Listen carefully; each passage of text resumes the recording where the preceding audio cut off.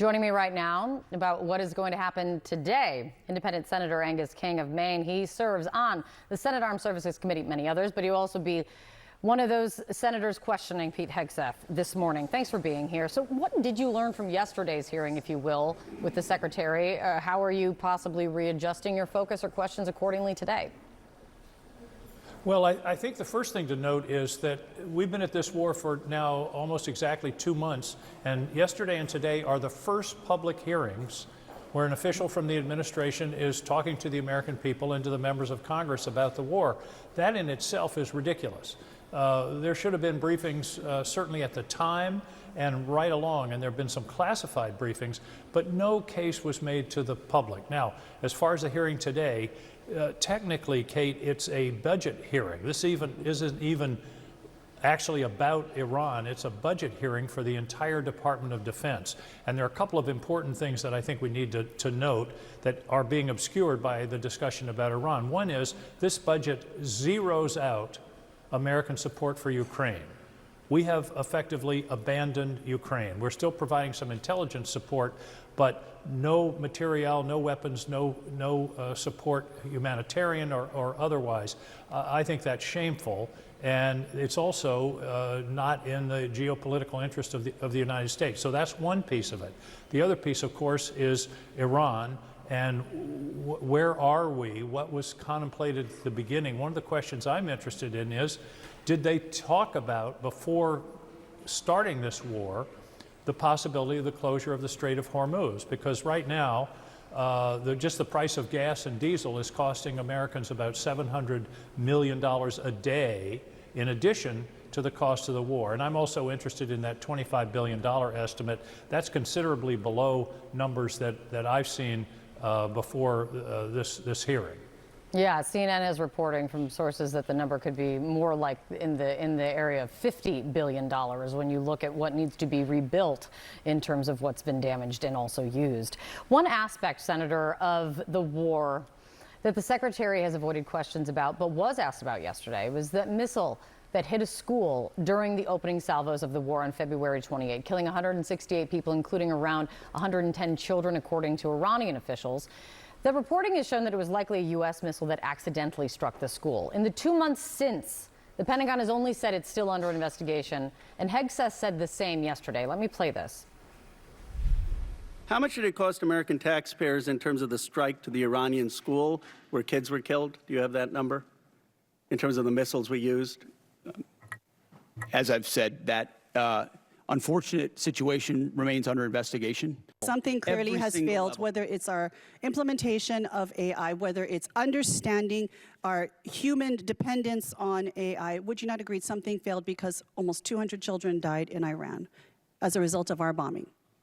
You're insinuating something where an investigation is not complete. Do you believe that they still do not have a conclusion to this investigation? No. It's ridiculous. 2 months is enough to investigate. All they have to do is go back to the targeting set, the orders that were given, what weapons were used.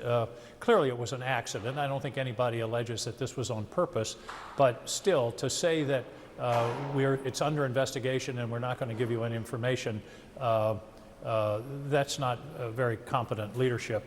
This is an important matter. It's of concern to the American people, and they should have had an answer by now, one way or the other. How did it happen? And as the Congresswoman asked, was AI involved? And was that involved in the possibility of this mistake? So, yeah, 2 months is too long a time to get an answer. This happened on I think the first or second day of the war, and we ought to have a clear answer by now. Senator, on that, the reporting of $25 billion price tag to the war so far, do you believe it's more in the realm of $50 billion? And what does that number mean? What does that cost mean? Put that into perspective for people.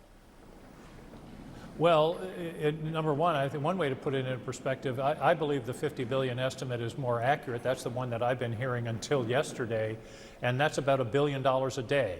So that's one way to think about it. It's costing the American taxpayers $1 billion a day.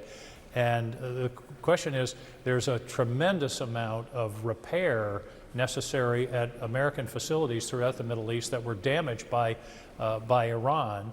not to mention the replenishment of the massive amount of ordnance that's been expended in the war, and also the deployment of thousands of troops and ships and airplanes and all of the military assets that have been deployed to the region. So it's a big number. And as I say, I don't have the exact number. I'm going to try to make some inquiry into what they base their estimate on, because $25 billion is considerably below all the other estimates I've been seeing for the past 2 months. That'll be something to listen close to today. On another topic, Senator, the Supreme Court decision to further restrict the Voting Rights Act. Some of the analysis is that when you're looking towards the midterms, it may have a somewhat of a small impact, but long term, a bigger impact in 28. It may be giving Republicans advantage in a dozen or so seats. What's your reaction to this? What does it mean for Congress? Well, I think we tried a couple of years ago to enact or reenact the Voting Rights Act, the John Lewis Voting Rights Act. We were unable to do so. But I think this is an indication that the Supreme Court is in a bubble and doesn't really understand the implications of what they've done, going back to the Shelby versus Holder decision in 2014 and now this decision. They've basically gutted the Civil Rights Act and are pretending that there's no issue anymore.